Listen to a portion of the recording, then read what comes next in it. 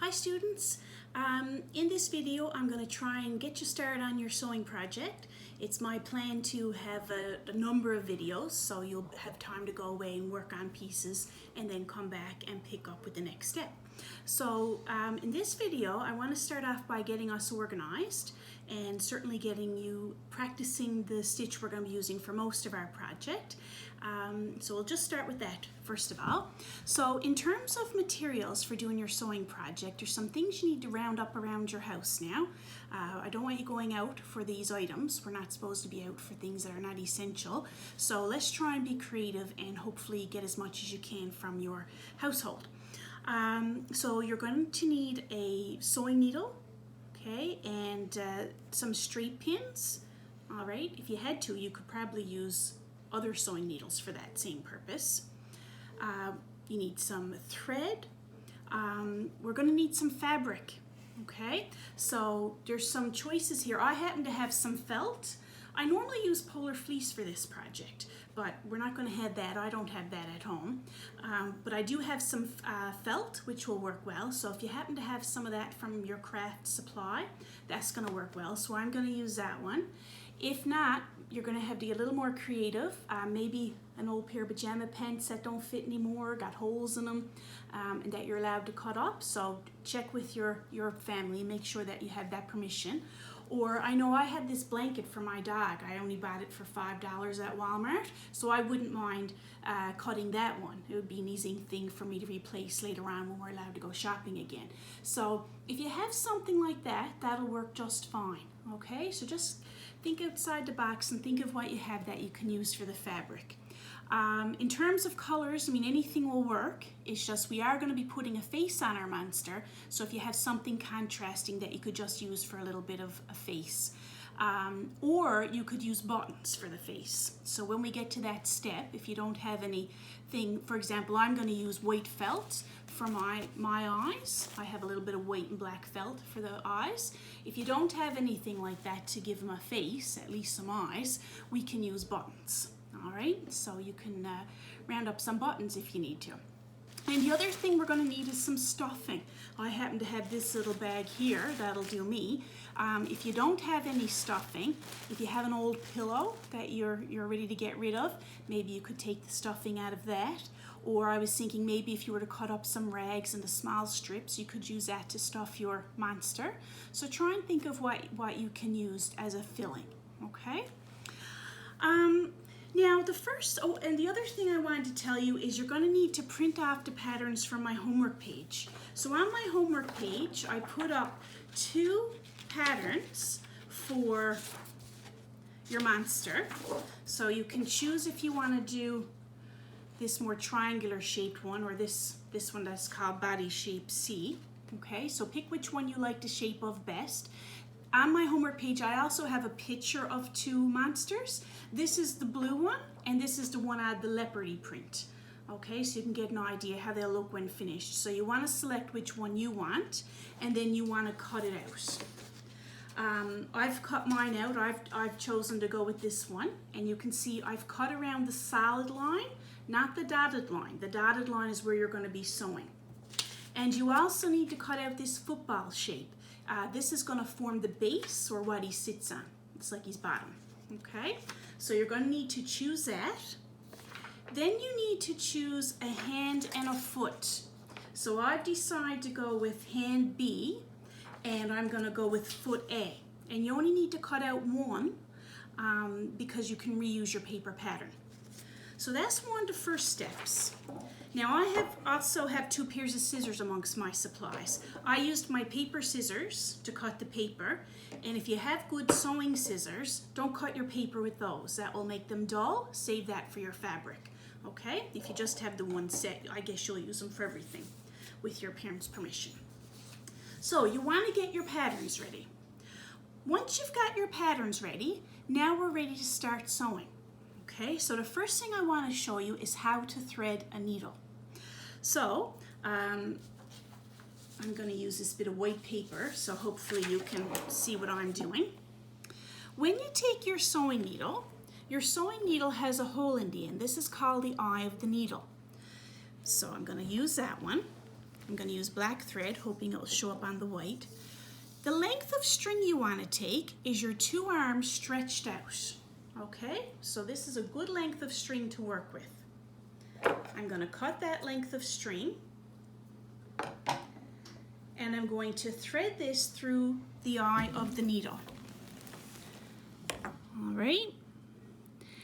Now, you want to even up your 2 pieces of string. So I'm evening up my 2 pieces of string here. I am not tying the string to my needle. For some reason, I find my students do that. They tie the string to the needle. Do not do that. We are going to knot it at the opposite end down here. And sometimes I find you guys struggle with this a bit, but I'll try and make it as simple as I can. So I'm putting a knot down here. I find it easiest if you just make a little loop like that and then bring the string up through, and that will make a knot. Okay, I'll do it again. Just make a little loop like that and bring the string or thread up through. That's all you need to do. And then you can trim away the excess after your knot. So you might want to pause here and practice that, because that's essential. Now, before we start sewing our project, I want you guys to practice this stitch. So if you have a little scrap of fabric, so I've got this little scrap of yellow here, and I'm going to show you the stitch we're going to be using. So I like to work with it like this and come up from the back. And little trick to hide your knot is if you come in between the 2 pieces of fabric. Okay, so my knot's hidden now. So this is called the overcast stitch. So I'm coming up from the back, pulling it all the way up to the top, and repeating. So I'm coming from the back to the top every time, and I'm just repeating. I'm letting my thread fall over the side. Okay? And you can see that I'm keeping my stitches very close together, and I'm not going too far into the fabric. All right?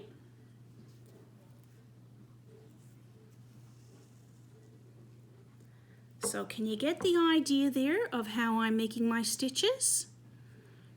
Okay? So this is how we're going to do the majority of our sewing. Just like that, from the bottom to the top with the thread just going over the side. Now all of our project is going to be sewn inside out. So when you go to turn it right side out later, you'll see that everything will be fairly tidy. Now I'm using a color thread to stand out so you guys can see what I'm doing, but you guys can certainly use a thread that blends in a little more. Or certainly if I was using the white, if you only have white and black, white would blend in more with this yellow than the black. But I'm using one to contrast so you guys can see what I'm doing. Okay? Now, the other thing I'd like to show you at this point is how to finish your work. When your thread gets short, and I'm going to say about this length, it's time for you to finish off your work and rethread your needle to carry on where you left off. So if you either finish what you're sewing or your thread is starting to get short, you need to knot what you're working on. So you're going to repeat what we were just doing, but before you pull it tight, go through the little loop and then pull it tight. And I like to repeat that 3 times before I cut my thread. See how I'm going through the loop? I'll do that 3 times.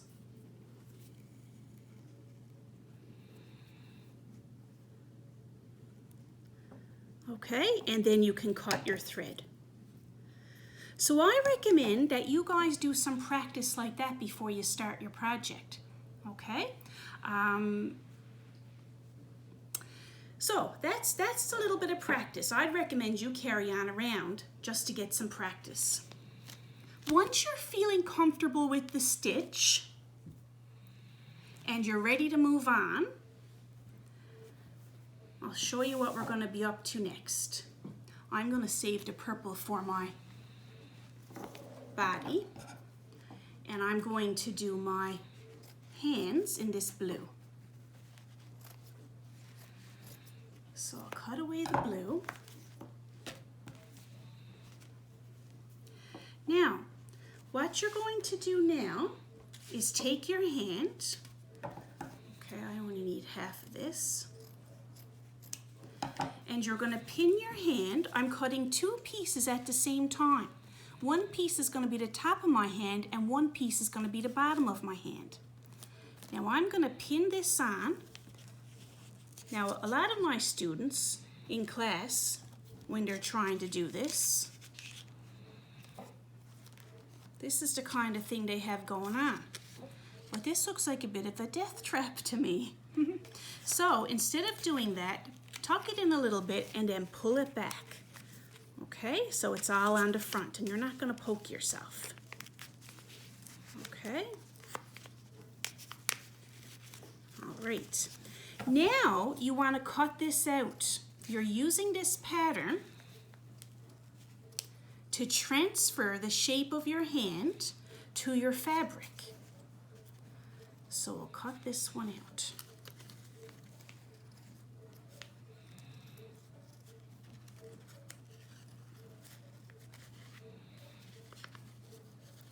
Bear with me here.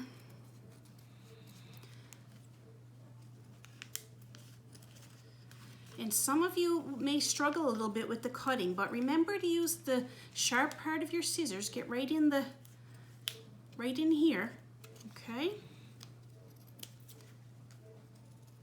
Okay, now we've transferred the pattern of our hand to the fabric.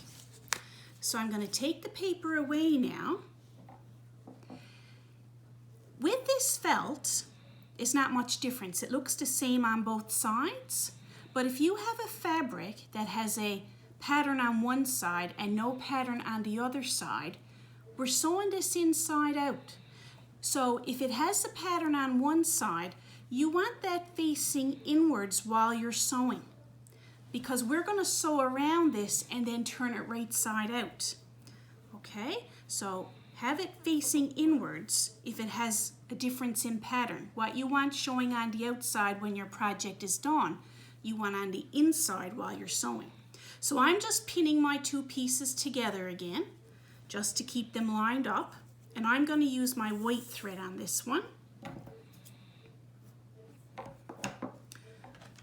Actually, I have a blue, so I guess I could use that. If you don't have the exact color, just use the closest you have to it. So I'm using my two arms stretched out to get my length of string. I'm putting the string in the eye of the needle.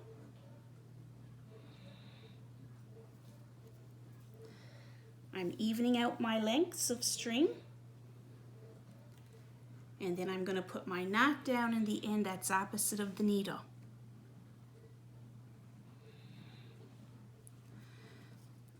I'm going to trim away the excess. And now I'm going to start sewing. The stitch that I just showed you, the little practice one, which I hope you paused and took lots of time to practice. When you're comfortable, you move on to this.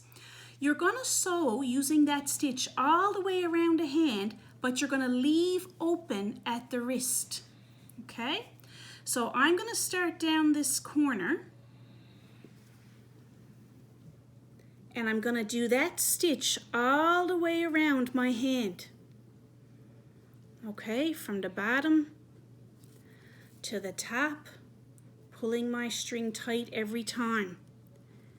And repeat. I'm keeping my stitches close together, and I'm not putting them too far into my fabric. Okay, again, use this as your guide to how far you want to come in your fabric. I could even have been a little more uniform there. Okay, so you want to be as uniform as possible. So this is the stitch that you want to do all the way around your hand. I got a little tangle there now. Okay. All right, all the way around. So you're going to keep doing this. Remember, your string could run out before you finish, and if it does, you're going to knot it. All right, when you get over to this corner, or when your string gets to be short, you're going to knot it. How do you do that? Remember, you're going to make another stitch, and before you pull it all the way tight, go through your loop, and that'll make a knot.